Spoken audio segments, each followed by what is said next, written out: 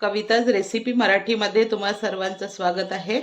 रोज नाश्त्यासाठी काय बनवायचं हा प्रश्न असतोच। तर आज माझ्याकडे आहेत ब्रेड उरलेली, त्याच्यामुळे मी आज बनवणार आहे ब्रेडचे पकोडे। त्यासाठी मी घेतलेला आहे इथे 1 कप बेसन, 4 स्लाइस ब्रेडचे आहेत त्या आपण कट करून घेणार आहोत। 1 कांदा बारीक चिरून घेतलेला, 1 टोमॅटो बारीक चिरून घेतलेला, 1 शिमला मिरची बारीक चिरून घेतलेली, 3-4 हिरव्या मिरच्या, थोडासा कोथिंबीर बारीक चिरलेला, 2 चम्मच तीळ आणि 1 चम्मच ओवा। आणि मग त्याच्यामध्ये आपण घालणार आहोत बेसिक मसाले आणि हिंग। एवढे साहित्य आपल्याला लागणार आहे। इथे आपण एका बाउलमध्ये मी घेतला 1 वाटी बेसन, त्यामध्ये मी आता हा बारीक चिरून घेतलेला 1 कांदा टाकणार आहे, 1 टोमॅटो बारीक चिरून घेतलेला आणि 1 शिमला मिरची बारीक चिरून घेतलेली आणि 2-3 हिरव्या मिरच्या, 2 चम्मच तीळ, ओवा थोडासा क्रश करून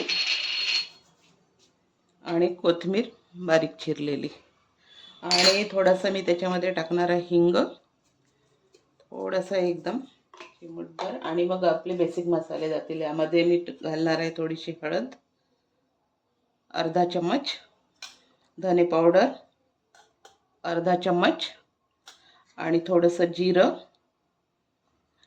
आणि अर्धा चम्मचच मी तिखट घालणार आहे, कारण की मी मिरची घातलेली आहे, आणि मीठ चवीप्रमाणे। आता हे सगळं मी आता मिक्स करून घेणार आहे आणि मग आपण त्याचे पकोड्याचं मिश्रण तयार करूया। आता मी हे सगळे आपले साहित्य बेसन सोबत मिक्स करून घेणार आहे। चांगलं मिक्स झालं की मी ह्याच्यामध्ये थोडं थोडं पाणी घालून मिक्स करणार आहे। आता हे आपलं सगळं मिक्स करून झालं आहे आणि ही अशी कन्सिस्टन्सी मी ठेवणार आहे, कारण की हे छान मिश्रण ब्रेडला चिटकलं पाहिजे।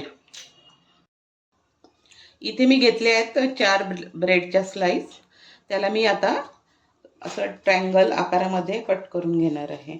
आपल्याला वाटलं तर आपण मोठे पण साईज ठेवू शकतो आणि आता आपण मी इथे त्याचे 4 भाग करणार आहे, छोटा साईज।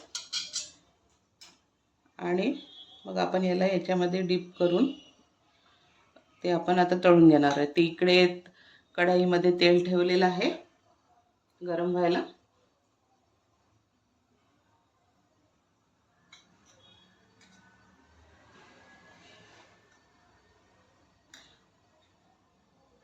असं आपण छान असं ब्रेडला लावून घेऊया आणि पहिले मी चेक करते, थोडं तेल गरम व्हायचं आहे।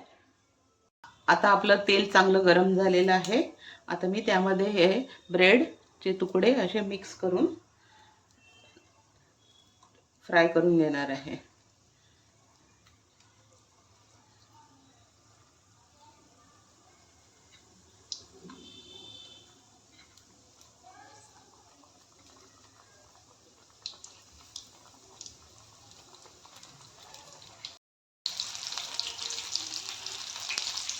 आता आपले एक साइडनी छान झाले आहेत। आपण यांना दोन्ही साइडनी ब्राऊन कलर येईपर्यंत चांगले तळून घेऊया आणि मग तयार आहेत आपले ब्रेड पकोडे।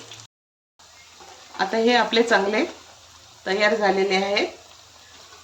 याला मी आता काढून घेणार आहे।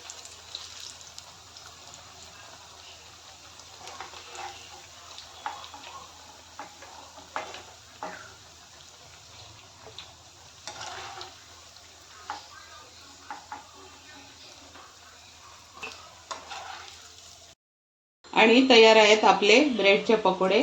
हे आपण हिरवी चटणी सॉस सोबत खाऊ शकतो।